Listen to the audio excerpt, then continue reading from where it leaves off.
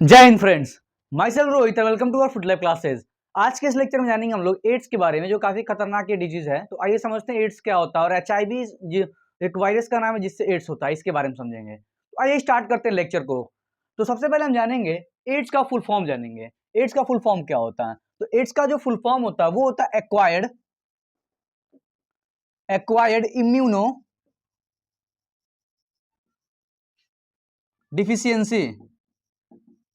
Deficiency syndrome.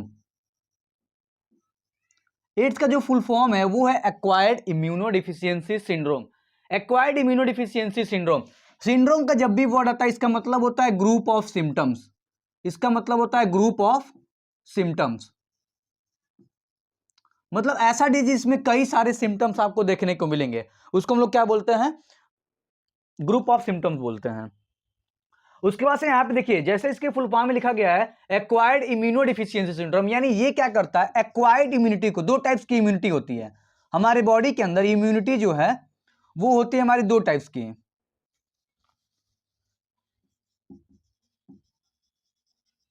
Immunity को हम लोग दो कैटेगरी में डिवाइड करते हैं अपने बॉडी की इम्यूनिटी को।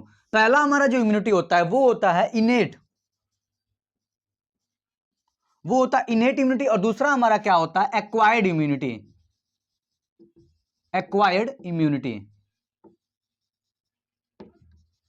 बॉडी के अंदर हमारे दो टाइप्स की इम्यूनिटी होती है। इम्यूनिटी का मतलब क्या होता है? जो हमारे बॉडी को पैथोजन से, वायरस से, बैक्टीरिया से, जर्म से, डिजीज से बचाता है, उसको हम लोग बोलते हैं इम्यूनिटी। तो दो टाइप्स की इम्यूनिटी होती है, एक होती है इनेट इम्यूनिटी और एक होती है एक्वायर्ड इम्यूनिटी। इनेट इम्यूनिटी जो होती है पहले से, बर्थ से ही प्रेजेंट होती है, लेकिन एक्वायर्ड इम्यूनिटी जो होती है ये होती है pathogen specific. Pathogen specific, pathogen specific का मतलब क्या होता है? जब भी अपने बॉडी के अंदर आपके पैथोजन कोई एंटर करेगा तब जाके आपकी बॉडी की इम्यून सिस्टम एक्टिव होंगी, उसके बाद से उसके अगेंस्ट क्या करेंगी? एंटीबॉडी बनाएंगी, और वो एंटीबॉडी जाकर के उस पैथोजन को, उस बैक्टीरिया को, वायरस को मार के खत्म करेगा। तो ये जो वायरस है, जो एड्स डिजीज है, इसमें होता क्या? हमारी इनेट इम्यूनिटी के ऊपर कोई प्रभाव नहीं पड़ता, इसके ऊपर कोई इफेक्ट नहीं पड़ता है। लेकिन जो हमारा एक्वायर्ड इम्यूनिटी है इसको क्या करता है? पूरी तरीके से ये खत्म कर देता है, एक्वायर्ड इम्यूनिटी। जिसके बाद कोई भी पैथोजन आपके बॉडी के अंदर एंटर करेगा, नॉर्मल सा कोई डिजीज होगा, उससे आपकी डेथ भी हो सकती है। तो इस टाइप का ये डिजीज है।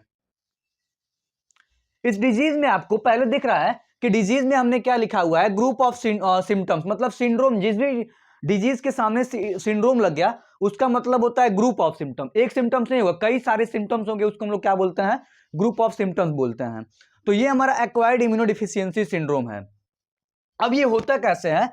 By HIV virus. किससे होता है ये? HIV virus. किससे होता है ये? HIV virus. एचआईवी वायरस का मतलब क्या होता है? इसका फुल फॉर्म क्या होता है? Human immuno deficiency virus. Human immunodeficiency virus ये बिलोंग करता है किस मेंबर से? तो रिट्रो वायरस से। रिट्रो वायरस से बिलोंग करता है, यानी जो वायरस है रिट्रो वायरस से बिलोंग करता है। आपको स्क्रीन पे यहां पे आपको फोटो दिख रहा होगा एक वायरस का। ये हमारा एचआईवी वायरस है जो बिलोंग करता है रिट्रो वायरस से। अब ये थोड़ा थोड़ा सा शॉर्ट फॉर्म में हम लोग 30 सेकेंड के अंदर में एक इमेज देख करके, इमेज को देख करके हम समझते हैं कैसे वायरस जो अटैक करता है बॉडी के अंदर। तो यहां पे आपको एक वायरस का इमेज दिख रहा होगा। अब इसके बाद वाले इमेज में देखिए, दूसरे वाले इमेज में एक वायरस है, उस बगल में क्या है? एक सेल है जिसको हम लोग होस्ट सेल मानते हैं, होस्ट सेल। तो ये जो वायरस है वो क्या करेगा? होस्ट सेल के देख कर क्या करता है? वो जैसे उसको देखता है जैसे एक्टिव हो जाएगा। ये एक्टिव हो गया। अब अगले इमेज में देखिए, अगले इमेज में आपको दिख रहा है कि जो एचआईवी वायरस है वो अटैक किया होस्ट सेल के ऊपर अपने स्पाइक वाले प्रोटीन से, अपने स्पाइक वाले प्रोटीन से अटैक किया है। अब आगे देखिए, स्पाइक वाले प्रोटीन से अटैक करने के बाद क्या कर रहा है? वो अगले इमेज में देखिए, ये क्या कर रहा है? वायरस उस होस्ट सेल के अंदर अपना जेनेटिक मटेरियल जो आरएनए होता है उसको एंटर करवा रहा है। एंटर करवाने के बाद फिर क्या कर रहा है? अगले इमेज में देखिए, इसके बाद अगले इमेज में जो एचआईवी का जेनेटिक मटेरियल है, आरएनए है, वो किस में कन्वर्ट हो रहा है? उसी के हेल्प से उसके पास एक एंजाइम होता है जिसको बोलते हैं रिवर्स ट्रांसक्रिप्टेज एंजाइम, जिसके हेल्प से क्या कर रहा है? वो वायरस जो है अपने जेनेटिक मटेरियल आरएनए को डीएनए में कन्वर्ट कर रहा है। तो इस तरीके से कुछ प्रोसेस होता है। अब इसी चीज को हम लोग डिटेल में समझेंगे इस लेक्चर के अंदर। आइए स्टार्ट करते हैं। तो हमने क्लियर कर लिया कि एड्स का फुल फॉर्म होता है acquired immunodeficiency syndrome. HIV virus से होता है, इसका नाम है ह्यूमन इम्यूनोडिफिशियंसी वायरस। ये बिलोंग करता है किस मेंबर से? रिट्रो वायरस से बिलोंग करता है। अब आगे देखिए इसके बारे में।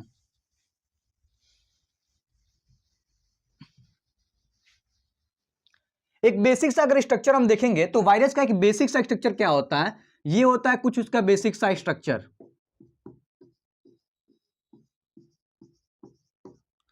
ये जो इसका है ये क्या है, प्रोटीन है,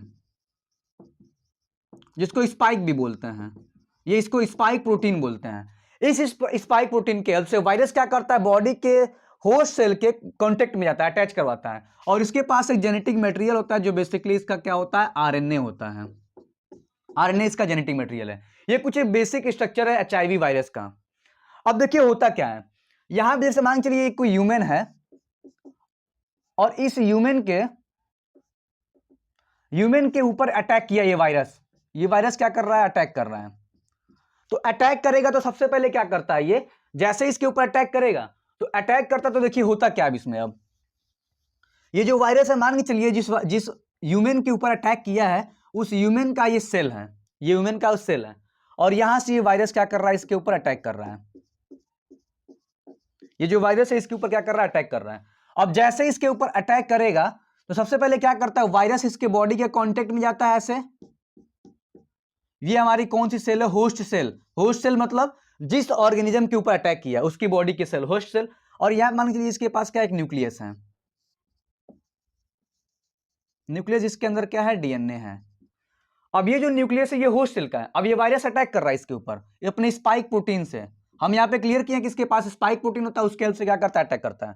अटैक करेगा तो अपना ये आरएनए क्या करेगा, इसके अंदर लाएगा, क्या लाएगा, आरएनए।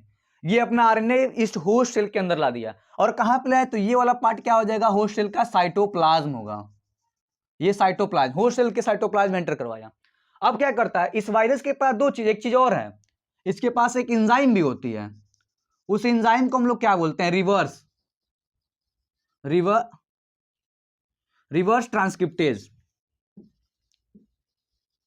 रिवर्स ट्रांसक्रिप्टेज एक एंजाइम है, रिवर्स ट्रांसक्रिप्टेज एंजाइम।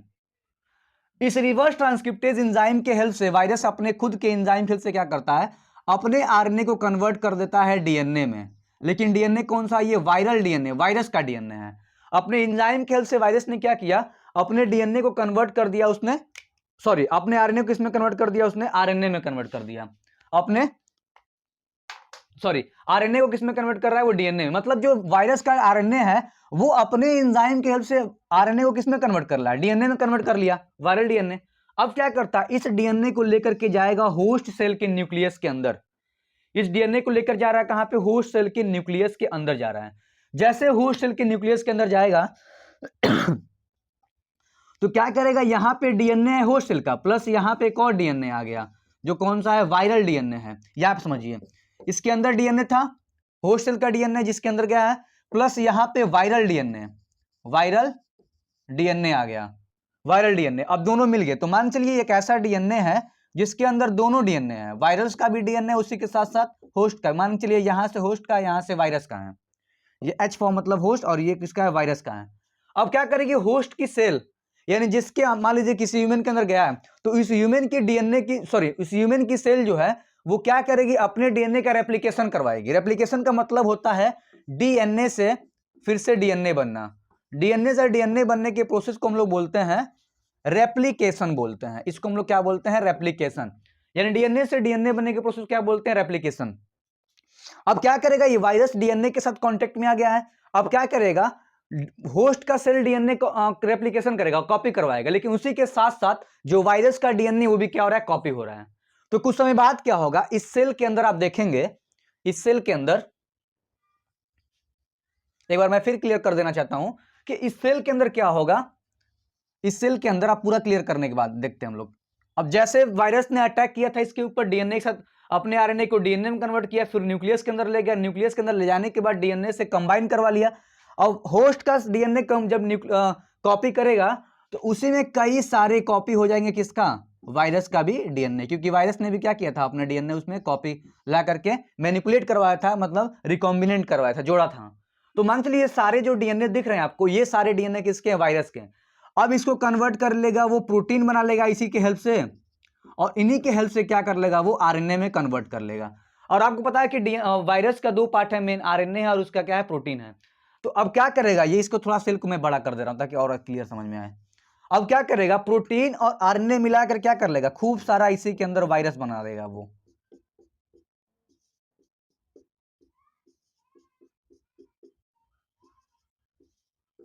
खूब सारी इसी में क्या हो गया, वायरस बन गया।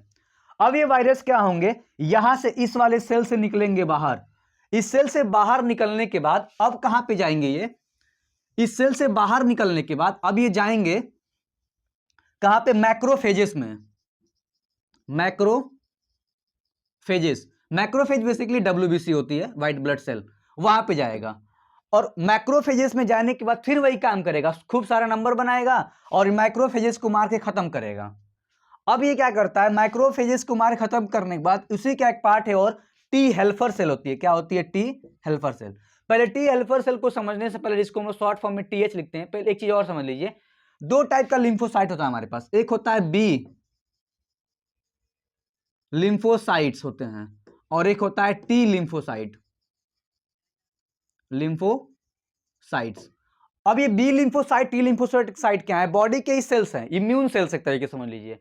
ये दोनों मिलकर क्या करते हैं, एंटीबॉडी बनाते हैं, एंटीबॉडी। और ये एंटीबॉडी एक क्या करता है, किल करता है, किसको, जाकर के वायरस को किल करेगा, बैक्टीरिया को किल करेगा, पैथोजन को किल करता है। तो बी सेल टी सेल मिलकर के एंटीबॉडी बनाते हैं। इसमें मेनली बनाता है बी सेल और टी क्या करता है, इसको जाकर के हेल्प करता है, इसको हेल्प करेगा, बी वाले को जाकर के हेल्प करता है। अब यहां देखिए मैक्रोफेजेस को अंदर जाकर के वायरस ने फिर वही काम किया जैसे यहां पे किया था इस सेल के अंदर, वहां पे भी कॉपी नंबर बढ़ाने के बाद डब्ल्यूबीसी के मैक्रोफेजेस को मार के खत्म करेगा और जाके अटैक करेगा कहां पे, वो टी हेल्पर सेल के पास। टी हेल्पर सेल भी एक क्या होती है, इम्यून सेल ही होती है। टी हेल्पर सेल क्या करती है, एक्टिवेट करती है इम्यून सेल्स को। मतलब ये हेल्पर सेल क्या करता है, एक्टिवेट करता है, एक्टिवेट करता है इम्यून सेल्स को, इम्यून सेल्स को एक्टिवेट करता है। तो उसी तरीके से ये एक्टिवेट करता है जाकर के टी लिम्फोसाइट को भी। और टी लिम्फोसाइट क्या करती है, हेल्प करती है बी लिम्फोसाइट। और बी लिम्फोसाइट क्या करता है, एंटीबॉडी बनाता है। और एंटीबॉडी क्या करता है, वायरस बैक्टीरिया को मार के खत्म करता है। लेकिन ध्यान दीजिए, मैक्रोफेजेस को डिस्ट्रॉय करने के बाद जाकर के वो टी लिम्फोसाइट पे, सॉरी टी हेल्पर सेल पे वायरस अटैक करेगा और टी हेल्पर सेल को मार के खत्म कर देता है। जब टी हेल्पर सेल खत्म हो जाएंगे तो टी लिम्फोसाइट को कोई एक्टिवेट करने के लिए है ही नहीं। जब एक्टिवेट करने के लिए नहीं है तो बी लिम्फोसाइट भी एक्टिवेट नहीं होगा, बी लिम्फोसाइट एक्टिवेट नहीं होगा तो एंटीबॉडी नहीं बनेगी। और अगर हमारे बॉडी के अंदर एंटीबॉडी नहीं बन रहा है, इसका मतलब हमारा इम्यून सिस्टम क्या हो चुका है, कमजोर हो चुका है, रिड्यूस हो चुका है, वीक हो चुका है। जिसकी वजह से अब कोई भी आपको डिजीज होगा, सिंपल सा भी कोई डिजीज होगा, वो आपको मतलब सीवियर केस आपको बना सकता है वो डिजीज। तो इस तरीके से एचआईवी वायरस अटैक करता है। अटैक करने के बाद इस तरीके से इसका डिजीज मतलब वो कॉज करता है डिजीज। अब देखिए सिम्टम्स, जिस टाइम ये अटैक करता है उस टाइम थोड़ा डायरिया वगैरह होगा, वीकनेस होता है, हेडेक होता है, ये सारी चीजें होती हैं। लेकिन इसका सिम्टम, मेन सिम्टम बहुत लास्ट में शो करता है, कभी कभी लंबा समय ले जाता है। कैसे ट्रांसमिशन होता है इसका, कैसे फैलता है ये वायरस, तो ये वायरस फैलता है मेनली बेसिकली जो है बॉडी फ्लूइड से, बॉडी का जो फ्लूइड है उससे फैलता है, यानी ब्लड लिम्फ से, सेक्सुअल कॉन्टेक्ट से फैलेगा। उसके साथ साथ से सिरिंज जो होते हैं, क्या बोलते हैं, जो ड्रग लेते हैं सिरिंज से, उससे फैल सकता है एक पर्सन से दूसरे पर्सन के अंदर। उसके साथ साथ ये कैसे फैल सकता है, ये फैल सकता है क्या बोलते हैं, एक ऐसे मदर जो क्या बोलते हैं, प्रेग्नेंट मदर जो पहले से उसको एड्स हुआ है तो उसके प्लेसेंटा के थ्रू उसके क्या बोलते हैं बेबी को भी फैल सकता है ये डिजीज। तो मोस्टली ये जो फैलता है डिजीज, ये फैलता है बॉडी फ्लूइड से। इसका चेकअप कैसे कराया जाता है, एलाइजा एक चेकअप होता है या उसको एलिजा भी बोलते हैं। उसमें क्या करते हैं, एंटीबॉडी का मतलब क्या बोलते हैं, एंटीजन का पता लगा करके पता किया जाता है कि उसको एड्स हुआ कि नहीं हुआ है। ये सारे सिम्टम्स होते हैं इसके अंदर, सिम्टम्स होते हैं और ये होते हैं। और प्रिकॉशन इसमें क्या है, प्रिकॉशन यही कि सबसे पहले आप अपने आप को प्रोटेक्ट करें। कभी कभी तो ऐसे भी होता है, आप हम लोग जाते हैं सैलून के अंदर तो वहां पे बाल वगैरह कटवाने, तो वहां पे ब्लेड जो यूज करते हैं उससे कटने के बाद ब्लेड से अगर कट लग गया है तो अगर इन्फेक्टेड पर्सन है तो उससे अगर दूसरे पर्सन का भी वही सेविंग किया जा रहा है और ब्लेड चेंज नहीं किया गया या सैनिटाइजर का इस्तेमाल नहीं किया गया तो उससे भी क्या हो सकता है, ये डिजीज फैल सकता है। ये काफी खतरनाक डिजीज है। और एक चीज और, इसका वैक्सीन क्यों नहीं बनता है, तो वैक्सीन इसलिए नहीं बन पाता इसका,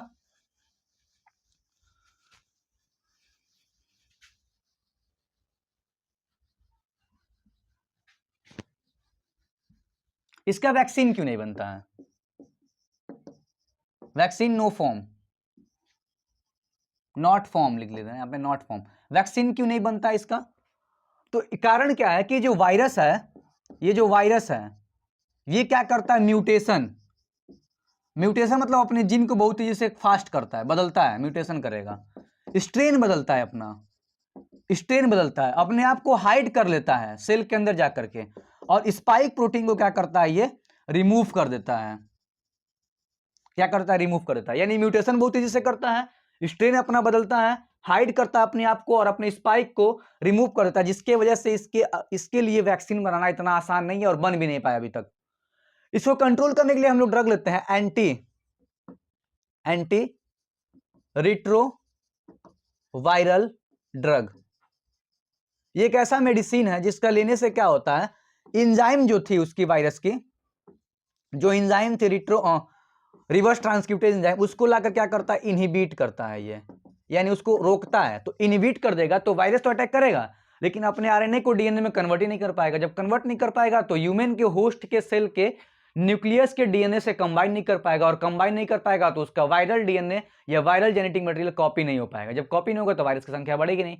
तो इस तरीके से रोकता है, लेकिन ये परमानेंट क्योर नहीं है। ये रिट्रोवायरल ड्रग जो है, एंटी रिट्रोवायरल ड्रग, ये परमानेंट क्योर नहीं है। तो ये था हमारा एड्स और एचआईवी। आई होप ये लेक्चर आपको समझ में आया होगा, और अगर ये लेक्चर आपको समझ में आया होगा तो प्लीज को लाइक, सब्सक्राइब और शेयर जरूर करें। Thank you. जय हिंद।